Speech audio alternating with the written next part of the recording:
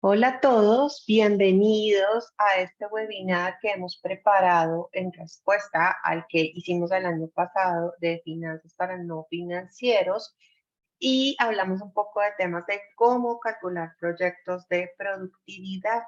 Lo hicimos muy centrado en proyectos de operaciones todo lo que corresponde a manufactura y logística. Y muchos de ustedes nos pidieron, bueno, queremos verlo también en las áreas de administrativas, qué pasa con finanzas, con todo lo que sucede tras bambalinas de la operación. Y es por eso que desarrollamos este webinar en la comunidad de excelencia operacional para la TAM. Mi nombre es Karen Muñoz Donato y es un gusto estar con ustedes el día de hoy. Vamos a empezar hablar de nuestro tema.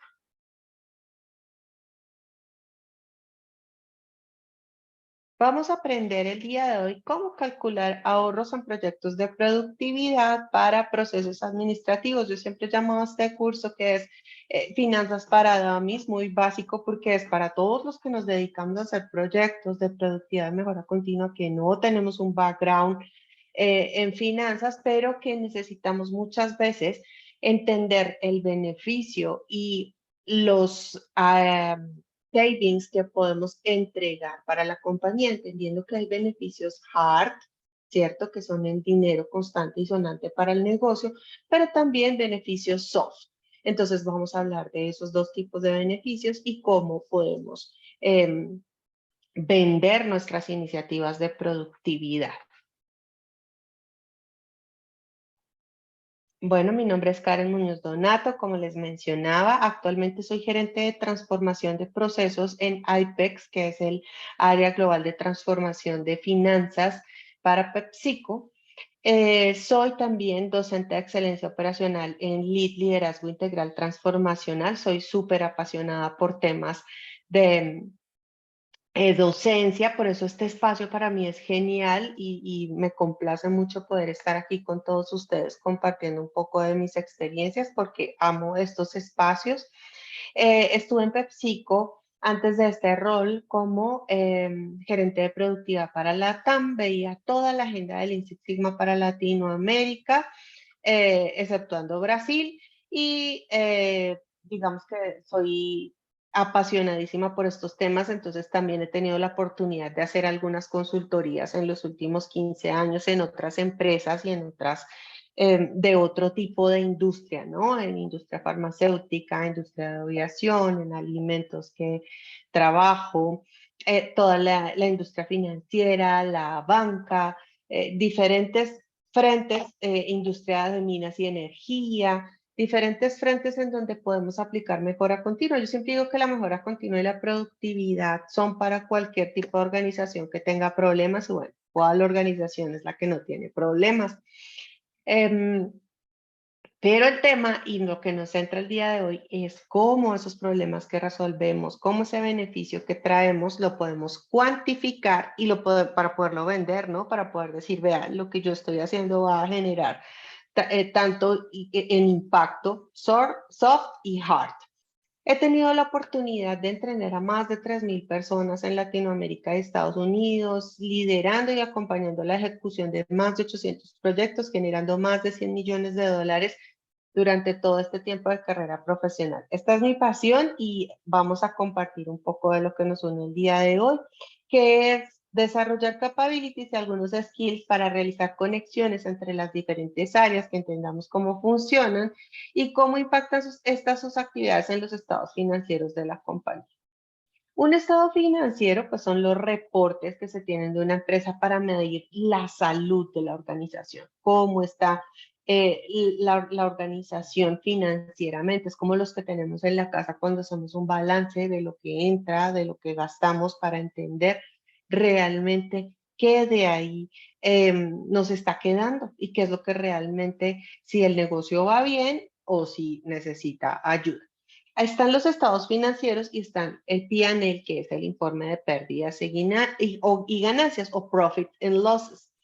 Estos, como los vemos aquí en esta ilustración, me encanta porque los estados financieros son una foto del momento de cuántos activos, cuántos pasivos tenemos y cuánto capital, dinero en cash tenemos capital de trabajo para poder accionar nuestros negocios y nuestro día a día. El P&L no es una foto de un momento específico como el estado financiero, sino que pareciera un video, como que nos muestra cómo está fluyendo en un momento determinado mi negocio, donde voy a ver también cuánto entra, cuánto sale de nuestra caja, cuánto es lo que tengo para laborar y trabajar. Aquí no tengo incluidos ni activos ni pasivos. Aquí solamente estoy hablando de lo que entra y lo que sale, cómo lo estoy administrando y cuándo me está quedando de utilidad. Recordemos estos dos conceptos aquí súper importantes que vamos a trabajar el día de hoy. Es todo lo que hace referencia a cost reduction. Resulta que la utilidad de una compañía que está medida aquí con este indicador que conocemos, el NOPBT o el EBITDA. El NOPBT, que es el Net Operating Profit Before Taxes. Y en otras compañías lo llaman como EBITDA, ¿cierto? Esa utilidad es lo que me queda cuando yo tengo todo lo que ingresa, ¿cierto? Todos los ingresos resultado de mis ventas, menos lo que yo pago por mis costos y mis gastos, por los salarios, por los alquileres que tenga que pagar de los locales donde funciono, por el transporte, por todos los costos que yo tengo. Lo que me queda es la utilidad. Si yo tengo un negocio de empanadas, de arepas, de tortillas, diferente del país en donde estemos, entonces mi negocio va a tener unas ventas, ¿cierto? Esos son mis ingresos, el dinero que me llega por todo lo que yo vendo. Y va a tener unos costos y unos gastos, los alquileres del local, los materiales de empaque, las materias primas, si tengo que contratar personal, etcétera. Esos son los costos y los gastos. Esa resta de ingresos menos egresos me va a generar la utilidad del negocio. Y eso voy a saber qué tan saludable está y qué tanto dinero disponible tengo para accionar y trabajar, ¿cierto?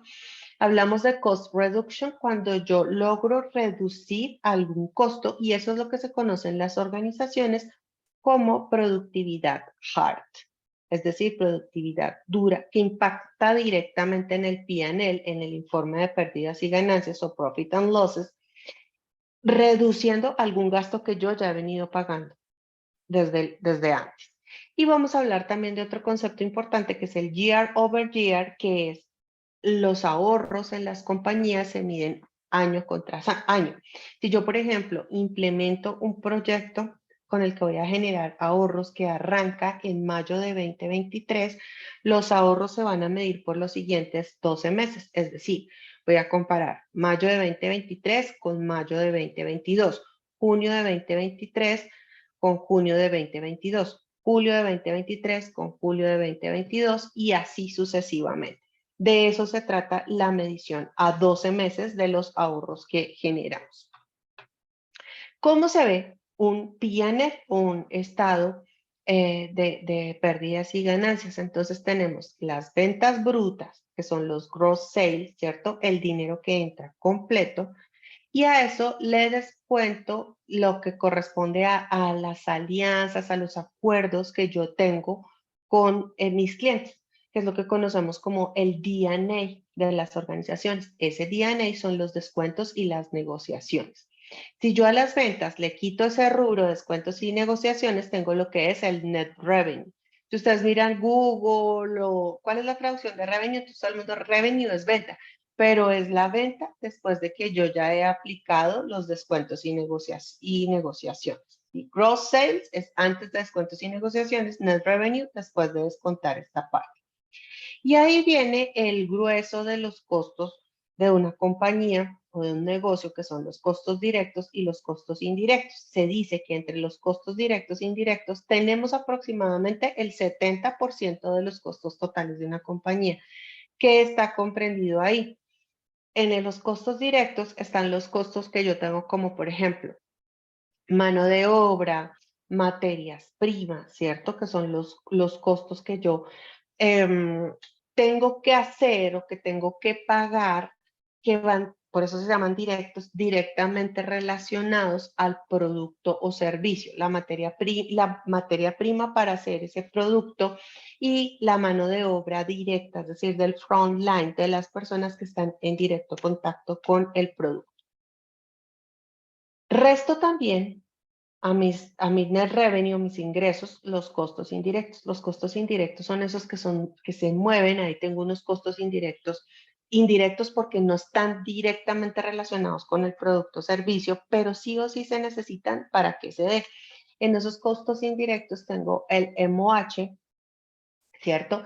Que el MOH hace referencia a los costos de salarios, la mano de obra, pero de todas las personas que no están directamente, que tocan el producto, que lo hacen. Entonces ahí están todos los costos de los jefes de operaciones, todos los costos de las personas que hacen los trabajos de montacargas, de transporte, etcétera. También están otros costos indirectos como alquileres, pago de alquileres de bodegas, pago de alquileres de talleres, pago de alquileres de call center, pago de utilities, y dentro de utilities hablamos de gas, agua, energía eléctrica. Aquí también están todos los costos de mantenimiento de edificios, de fumigaciones, los housekeeping costes, que son todos, por ejemplo, el papel higiénico, el jabón, los químicos para limpiar. Acá está también los costos de mantenimiento de los edificios y los costos de mantenimiento de máquinas en caso de que las haya, los costos de mantenimiento de computadores, todo esto son los costos indirectos. Entonces, directos e indirectos, el gran rubro, el Pareto, que cubre el 70-80% de los costos de un negocio, y de ahí le descuento también dentro de mi P&L todo lo que conocemos como el S&D, que es todos los costos de Sales and Distribution, que son los costos asociados a las áreas de ventas y distribución.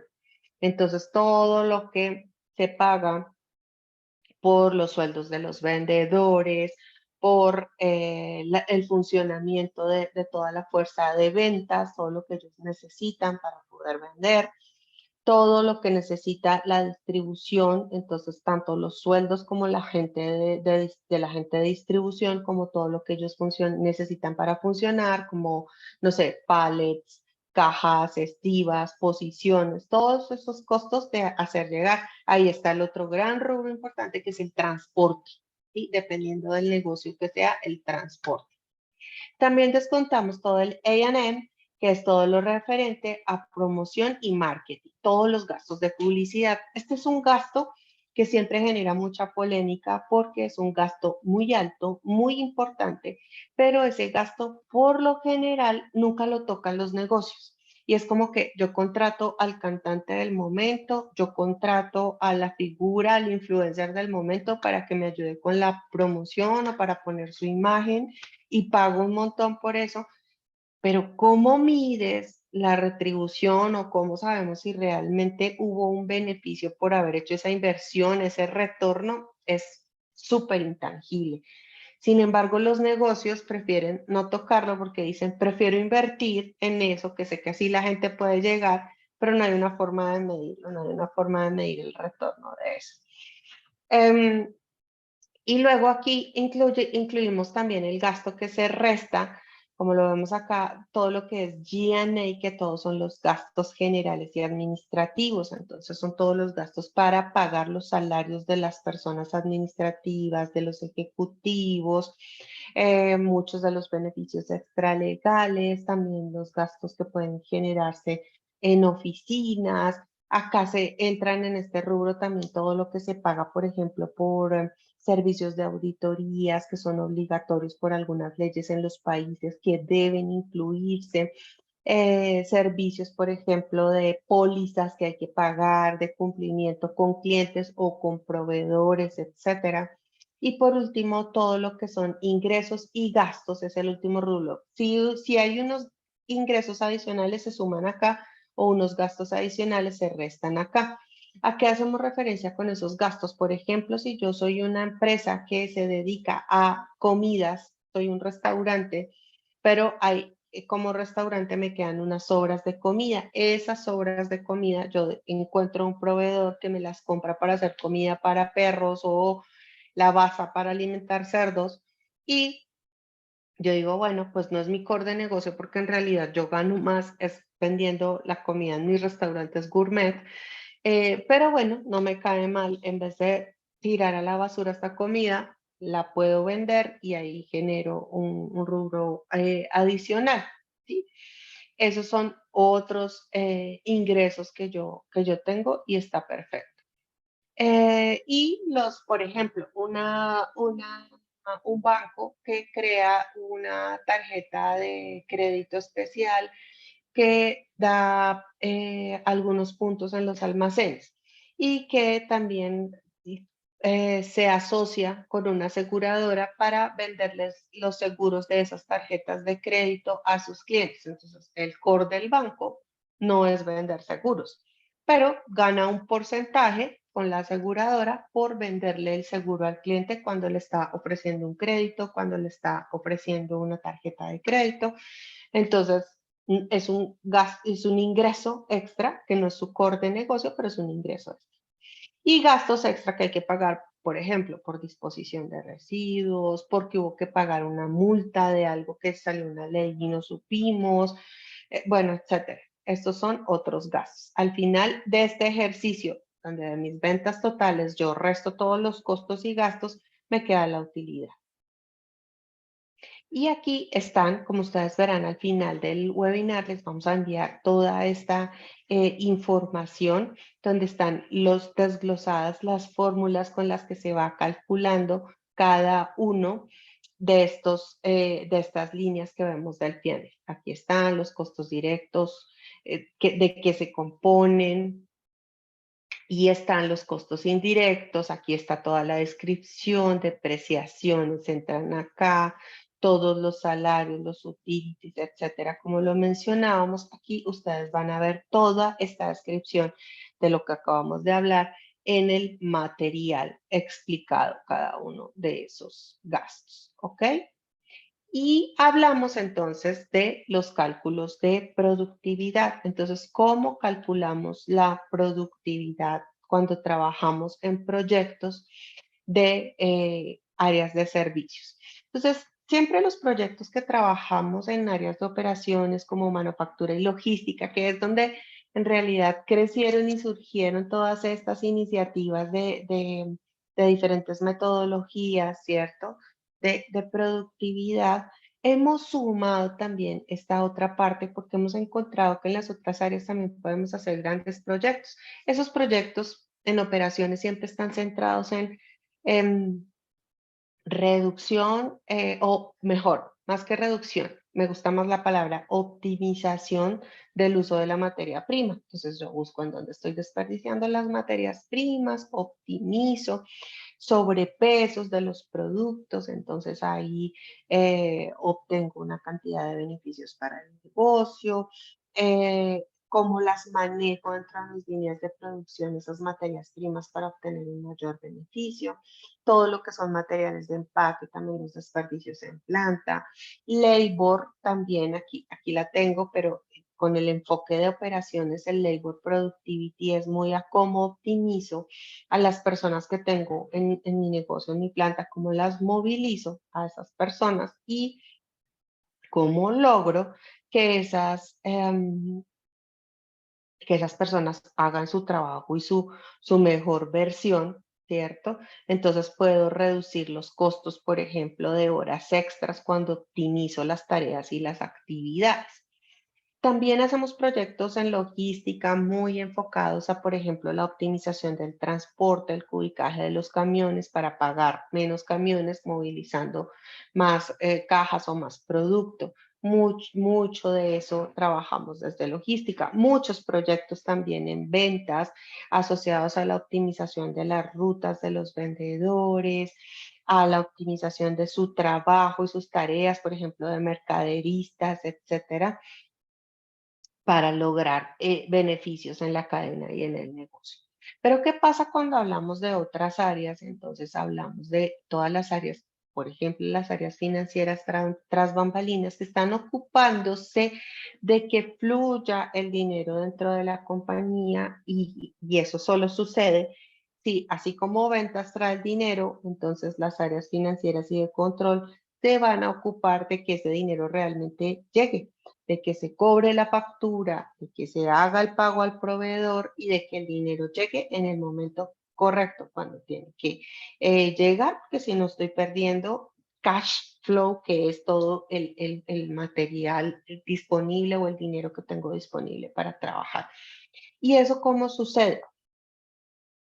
Yo, por ejemplo, hablando de un ejemplo práctico de la casa, ¿cierto? ¿Cómo sería ese ejemplo práctico de la casa? Sí, yo tengo mi casa o mi apartamento o mi departamento, como dicen aquí en México, donde vivo. Sí, tengo mi refrigerador, mi lavadora, mis muebles, mi sala, mi comedor y resulta que eh, se enferma mi perro y yo no tengo dinero. Estoy casi llegando al fin de mes, no me han pagado el salario, estoy preocupada, no tengo dinero en este momento, tengo apenas disponible lo que necesito para la comida y lo que necesito. Pero se enferma el perro y debo llevarla al veterinario. Yo no puedo pagar al veterinario con la refri, no puedo pagar al veterinario con las sillas del comedor, yo tengo que pagar al veterinario con cash. Entonces, la reserva de dinero es súper importante porque los negocios se mueven de esa manera. Entonces, el negocio no se puede quedar sin dinero, el negocio tiene que mantener un dinero en caja para que vaya fluyendo y el negocio pueda moverse en una emergencia o en lo que sea que se necesite.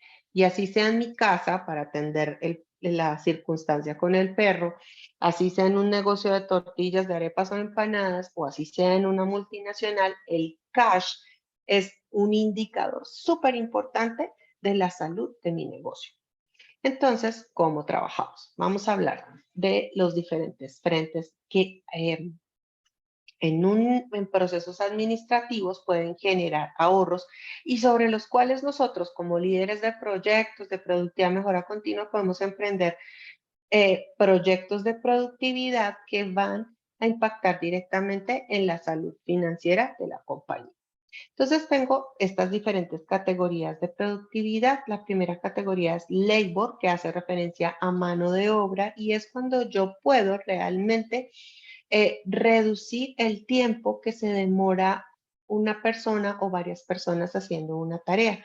Los inventarios, los cierres de mes, las aperturas de oficina, las cierres de oficina, porque si yo optimizo el tiempo voy a poder pensar en cómo las horas que quedan libres las diseño con actividades que realmente generen valor en el negocio. Y hay que decirlo, aunque no suene muy bonito, también optimizar el personal que tengo.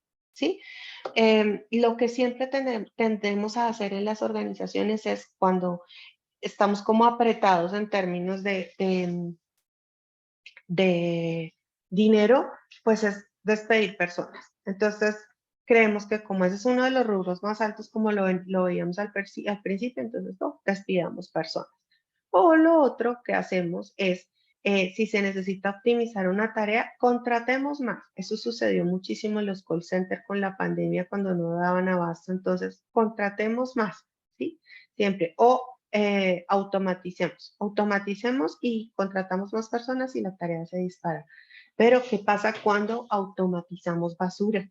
Muchas veces sucede que los datos que vamos a automatizar no son reales, no son buenos y resultamos automatizando basura. O contratamos más gente y el proceso está desordenado. Entonces contratamos más gente para que siga administrando el mismo desorden.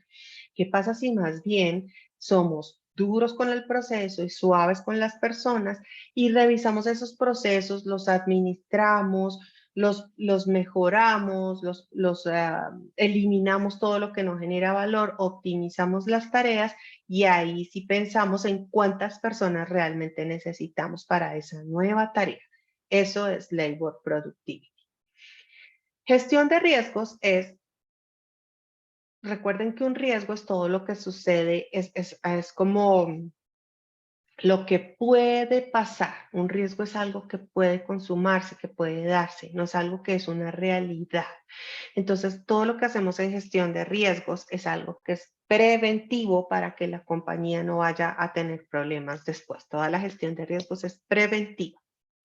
Revenue, como veíamos el revenue, entonces es todos los ingresos después de los descuentos y negociaciones, y existen muchísimas formas de fuga de ingresos o de fuga de revenue cuando nosotros tenemos problemas, ¿cierto? No tenemos una cartera sana, donde no tenemos claridad de posibles multas que puedan llegar, cuando hay robos, cuando hay fraudes en las organizaciones, y eso puede presentar fuga de ingresos. El working capital es todo lo que yo hago para liberar dinero, para mantener ese dinero cash que le dé salud a la organización, ¿cierto? Y tenemos también la gestión de gastos. Estaba acá, ahora hace un momento hablé de gestión de riesgos, me salté una, pero me devuelvo a la gestión de gastos. Entonces, los gastos son todos los gastos que yo tengo desde el pasado, ¿sí? Entonces, es muy diferente la gestión de gastos y el cost avoidance. Los gastos es todo lo que yo siempre he venido pagando. La luz, el agua de la casa, el mercado, la comida, esos son los gastos que siempre tengo desde el pasado.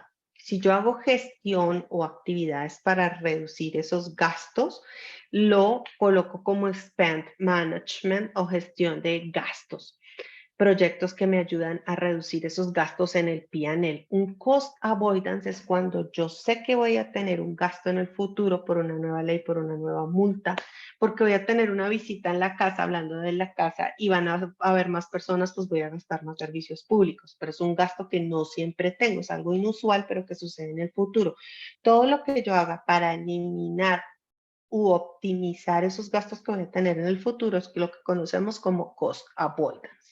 Compliance es todo lo que hacemos para reducir no conformidades en cualquier área, sea el área que sea.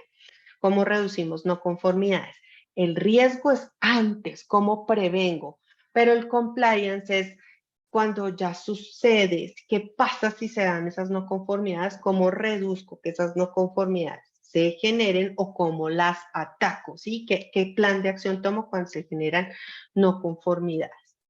Y también todo lo que yo haga en cuanto a la relación con mis proveedores y mis clientes, todo lo que provea confiabilidad, satisfacción, mejor goodwill para el negocio, si su productividad, aunque no sea tangible, aunque no lo pueda medir en dólares, pues es realmente productividad soft, y que en cualquier proyecto de mejora que nosotros hagamos, pues hay que venderlo y hay que mostrarlo, porque eso permite la salud del negocio y contribuye también a la sostenibilidad, que es este último punto del que hablo acá, y la sostenibilidad, pues súper importante ahora que es un track eh, muy mencionado en los negocios, y es cómo hacemos que sean sostenibles, cómo reducimos todo lo que son emisiones de residuos, ¿cierto? Todo al aire, al agua, al suelo, cómo reducimos los residuos y cómo optimizamos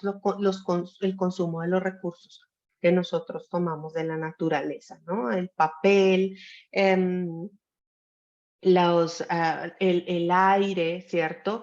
La energía, el agua, todo eso contribuye a la sostenibilidad y a la salud del negocio. Mantener una buena relación con mis clientes para que me sigan comprando, y con mis proveedores para que me sigan proveyendo, para que me entreguen a tiempo y completo, pues claramente va a ser un puerto muy importante. Entonces, en labor, vamos a hablar de labor acá un poco. ¿Cómo se hace ese cálculo? Acá están las fórmulas que son soporte. No, obviamente no es que uno se las tenga que aprender, pero son soporte para que ustedes tengan cómo se hace el cálculo de esas productividades en labor, y yo les voy mencionando algunos ejemplos. Entonces, en labor tenemos acá, por ejemplo, que el número de horas que yo invierto para hacer una tarea determinada antes de la mejora, menos el número de horas en esa, que yo invierto en esa tarea después de la mejora. Y eso me va a dar las horas ahorradas. Si yo quiero convertir eso ya en productividad, digamos pensando en personas, eso lo puedo multiplicar por los FTEs. Los FTEs es una sigla que se utiliza para referirse a personas full time en una tarea. Entonces, si yo encuentro que esa tarea se suprime, digo que estoy ahorrando un FTE. Entonces, puedo utilizar esas horas ahorradas multiplicadas por los FTEs que invierten tiempo en esas tareas y con por el people cost o el dinero que le cuestan estas personas a la compañía. Recuerden que el people cost es diferente al salario porque yo le cuesto a mi compañía mi salario, obviamente, pero a eso tengo que sumarle todos los beneficios extralegales que tengo y tengo que sumarle también todo lo que ellos pagan, por ejemplo, al gobierno, a la seguridad social por mí. Entonces, el people cost es muy alto para las compañías. Más o menos se dice que el salario de uno es como el 50 o el 60% del total people cost de lo que pagan por una persona. Luego, en el spend management o gestión de gastos, simplemente recuerden que aquí es todos los que son gastos o costos que vienen del pasado. Entonces, si yo vengo gastando en mi casa, por ejemplo, muchísimo en energía eléctrica e implemento una mejora para dejar de gastar tanta energía eléctrica, pues, ¿qué hago? ¿Cierto? Voy a cambiar todos los focos y los bombillos de mi casa por bombillos ahorradores de energía o focos ahorradores de energía. ¿Y qué sucede? Que a los 2 meses empiezo a ver una reducción. Ese es un ejemplo de un proyecto que impacta en el expend management porque estoy reduciendo un costo, un gasto que ya viene del pasado, ¿sí? Lo que hago es simplemente entender el costo o el gasto acumulado en los últimos 12 meses antes de la mejora. Recordemos que siempre se calculan la productividad de los proyectos en 12 meses, en un año. Entonces yo mido cuánto fue ese acumulado en los últimos 12 meses, le multiplico por el porcentaje que yo creo que voy a poder reducir con mi proyecto y eso me va a dar los 6. Con esto salen varias preguntas que algunos de ustedes ya están poniendo aquí en el chat, pero, y es, bueno, primero, recordemos que al inicio de un proyecto yo tengo que hacer una estimación, por eso voy a poner aquí y dice porcentaje de reducción del gasto esperado, es una estimación de cuánto puedo llegar a ahorrar. Yo no voy a tener un valor inicial, pero lo que yo tengo que hacer es un benchmarking y hablar con mi sponsor, con mi jefe, con mi equipo y basados en la experiencia entender cuánto podemos reducir en este costo. No, esto lo pudiéramos llevar a tanto, esto lo pudiéramos llevar como basados en la experiencia, basados en proyectos de otras áreas, de otras ciudades, de otras latitudes en donde se haga lo mismo. Entonces hay muchísima información en Google. Un proyecto de reducción de gastos administrativos por papel puede dar aproximadamente una reducción del 5% si se hace tal cosa. Incluso en cosas súper técnicas como en manufactura, hablando de materias primas, etcétera, existen ya esos valores, uno los puede aproximar. Y mi recomendación siempre en ese estimado inicial del proyecto es ser austeros, porque es preferible que nos feliciten después si yo me comprometía que voy a dar $100,000 de ahorro en un año, pero mi proyecto fue tan bueno que di $500,000. Entonces, felicitaciones. Es preferible eso a que yo diga que voy a dar $1,000,000 y solo de $250,000. Entonces, recomendaciones ser austeros al inicio del proyecto. Todos, si son multinacionales y tenemos diferentes mercados, diferentes países, siempre traducir todo a dólares para que hablemos en el mismo idioma y evitarnos temas de la depreciación. Ay, que si en Venezuela, que si en Argentina, que el dólar vale tanto, que el dólar. Entonces, pongámoslo todo en dólares para hablar todo peras con peras y manzanas con manzanas. Esa es la estimación inicial que se hace de un proyecto, pero igual yo cuento los 12 meses hacia atrás. Entonces, si mi proyecto se va a implementar en mayo, para hacer este estimado inicial, yo voy a contar desde mayo de 2022 hasta abril de 2023, el acumulado de ese gasto en esos últimos 12 meses para calcular cuánto puedo ahorrar. Pero luego, cuando mi proyecto se termina, si por ejemplo lo empiezo en mayo y lo termino en julio de 2023, debo volver a calcular los ahorros y hacer un tracking de ahí en adelante de mi proyecto de cuánto va dando. Entonces voy a hablar de que ese proyecto se va a generar ahorros desde agosto de 2023 comparado con agosto de 2022, mes 1. Mes 2, septiembre de 2023 comparado con septiembre de 2022. Mes 3, octubre de 2023 comparado con octubre de 2022. Y así voy a seguir por los siguientes 12 meses para entender la productividad exacta de mi proyecto. Revenue. Revenue, entonces, es todos los proyectos que yo puedo hacer para atraer más ventas, ¿sí? Que es lo que se conoce también como venta incremental y que existe financieramente el debate de, bueno, usted va a hacer un proyecto para hacer más, pero usted no sabe si realmente lo va a vender, ¿sí? Usted va a incrementar la fuerza de ventas, usted va, es el típico ejemplo que les decía de voy a hacer pautas de televisión o de radio con el último cantante del momento, usted puede traer a Shakira, pero usted, y eso le va a valer un platal, pero usted no sabe si eso es una venta incremental, usted no sabe si en realidad usted eso le va a generar más ventas, y eso es intangible. Lo que sí es tangible en esta categoría es cuando usted detecta fuga de ingresos y las puede prevenir. Aquí entra todo lo que sean robos, fraudes, ¿sí? Cuando usted detecta también que está pagando por una auditoría extra, que usted está pagando por algo que no debiera. Entonces, en esto usted puede optimizar un montón, por ejemplo, que usted gasta en auditorías, por ejemplo, en temas de superintendencias, ¿sí? De salud del gobierno, superintendencias financieras del gobierno y usted paga algunas auditorías, pero resulta que usted se da cuenta que usted lleva 30 años y no tiene una no conformidad y pues no paga auditorías externas anuales si usted ya tiene 30 años que no tiene no conformidades en ese aspecto. Páguelas y empiece a hacerlas, aumenteles la frecuencia, hágalas cada 2, 3 años. Es solo un ejemplo por decir, como pensar fuera de la caja y con mucho sentido común y sin ser más papistas que el Papa, pero tampoco con ir a poner en riesgo la calidad o la seguridad de su organización y piense cómo puede reducir esas fugas de ingresos. Se hace exactamente el cálculo igual como vimos en el anterior, en el Spend Management, y es calcula la fuga acumulada que usted ha venido teniendo los últimos 12 meses y el porcentaje es lo esperado de ahorro. El gran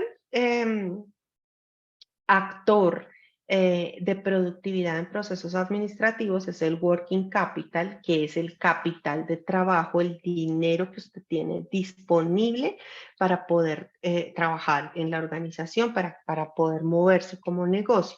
Entonces, aquí tengo 3 ejemplos de típicos proyectos de productividad que ayudan en esta parte de working capital. Entonces, el primero es cuando usted logra reducir los tiempos de ciclo. Entonces usted logra reducir los tiempos en que usted factura, en que usted entrega y en que le pagan, porque eso genera que le entre el dinero más rápido, ¿sí? Que usted pueda rápido vender mucho más ágil, ¿cierto? Facturar, entregar y recibir el pago. Entonces el dinero le llega más rápido. Esto entonces usted va a multiplicar, esta fórmula que usted va a hacer es como una regla de 3 donde usted va a poner las ventas acumuladas en los últimos 12 meses antes de la mejora, lo que vende el negocio, multiplicado por el tiempo en días que usted espera reducir de esa facturación. No, es que yo normalmente facturo en 40 días, pero yo espero que lo voy a reducir 10 días para quedarme a 30 días facturando. Entonces usted va a poner acá 10 días, es el tiempo que usted espera reducir. y luego lo va a dividir por el tiempo actual en el que usted factura y digamos que esos serán los 40 días. Entonces, las ventas totales acumuladas en los últimos 12 meses, multiplicados por el tiempo que usted espera reducir, 10 días, en este caso, ejemplo que estoy dando, dividido por el tiempo actual que se demora la facturación antes de su mejora, digamos los 40 días. Días con días se van y aquí le va a quedar el dinero que usted puede ahorrar si usted logra reducir esos tiempos de facturación, de entrega o pago. Otro que surge mucho también es el DSO. Entonces, el DSO son los días de ventas pendientes. Entonces, cuando usted logra hacer que le paguen más rápido sus clientes. Y sucede muchísimo en las organizaciones que porque nosotros como negocio se nos olvida cobrar, se nos pasó o nos da pena cobrar, porque es que este cliente tan grande nos paga unas facturas inmensas, entonces se le olvidó pasarnos una en el mes y a mí me da pena. Entonces no le cobran, vamos a esperar el otro mes, pero eso está afectando su working capital, está afectando su capital de trabajo. Cuando usted logra reducir ese DSO, ese tiempo con el que ellos le tienen ahí pendiente su pago, usted genera ahorros para su compañía en cash flow. Entonces tenemos, ¿cómo se calcula? Las ventas acumuladas en los últimos 12 meses, multiplicado por los días de DSO que usted espera reducir, multiplicado por el DSO actual, por los días que usted tiene pendientes actual con sus clientes, y eso le va a dar los ahorros. Otro ejemplo que nosotros tenemos en Working Capital es toda la optimización de inventarios. Entonces es porque, como les decía en el ejemplo de la casa, acá con el que si se enferma el perro, yo no puedo pagar con el refri. Las compañías también tienen sus inventarios que son dinero quieto. Entonces tenemos las materias primas, los productos terminados, los repuestos, los muebles, los escritorios, las oficinas que se quedaron. Aquí en el chat me ponen un ejemplo de oficinas y escritorios que por pandemia, que como todo el mundo ya aprendimos en home office, entonces ese mobiliario se quedó ahí y se perdió dinero, ¿cierto? Se perdió dinero. Entonces, si nosotros optimizamos ese inventario, vendemos eso, nos entra al PIB, todos esos muebles van a entrar al PNL como otros ingresos y voy a liberar flujo de caja y no voy a tener un dinero ahí quieto, mal invertido. Los inventarios, por ejemplo, de producto terminado, muchas veces dicen, pero Karen, ¿cómo voy a quedar sin inventario?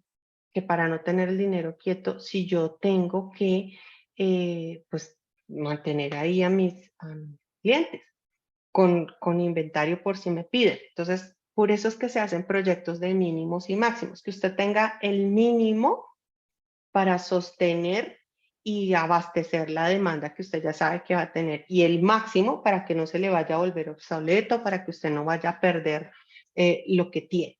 Entonces, por eso es muy importante estos proyectos de mínimos y máximos para mantener el dinero moviéndose y en flujo. Igual, el costo de la variación de inventario acumulado en los últimos 12 meses por la reducción que usted espera tener. Luego tenemos el cost avoidance, que es evitar un costo futuro. Entonces, como yo les decía, algo que va a suceder, el expense management referente al pasado y al presente, lo que usted ha venido pagando y siempre paga para que su negocio funcione, y el cost avoidance son los gastos que usted va a tener en un futuro. Esos gastos que usted va a tener en un futuro, por ejemplo, llega una nueva ley al país y se sabe que si no implementamos determinada blindaje en nuestra facturación, nosotros vamos a tener que pagar unas multas. Entonces, pues, ¿qué hacemos?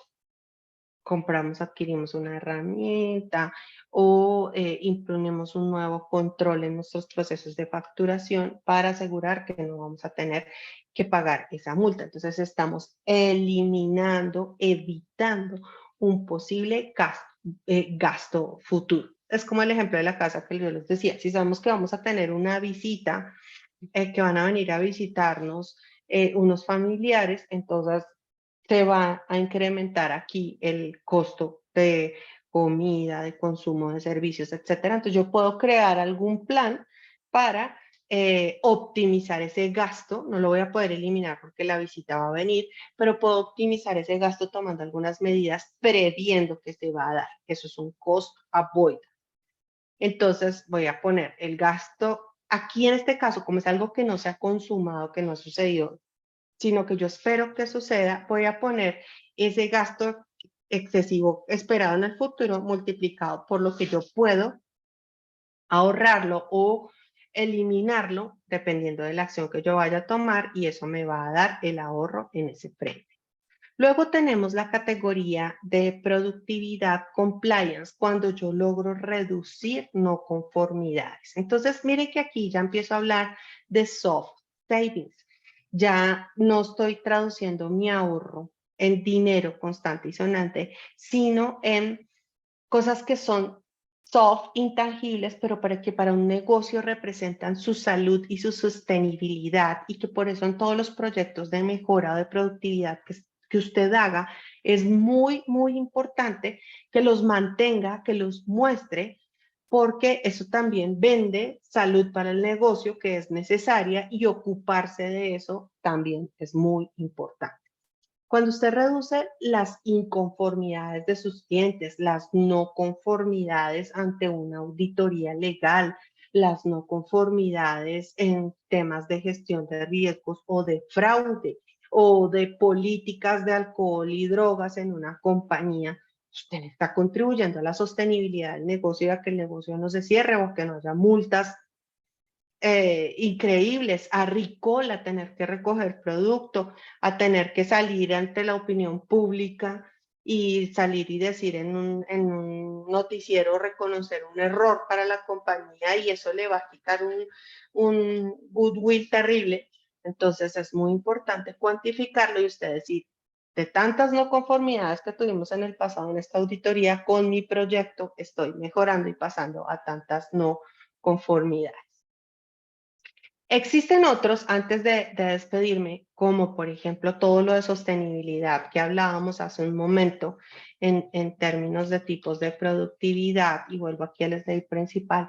Todo lo que usted haga para mejorar la relación con sus proveedores y clientes, todo lo que usted haga para mejorar la sostenibilidad en cuanto a temas ambientales, a mejorar la seguridad para sus clientes, para sus empleados, es muy importante que lo mencionen en sus proyectos de productividad.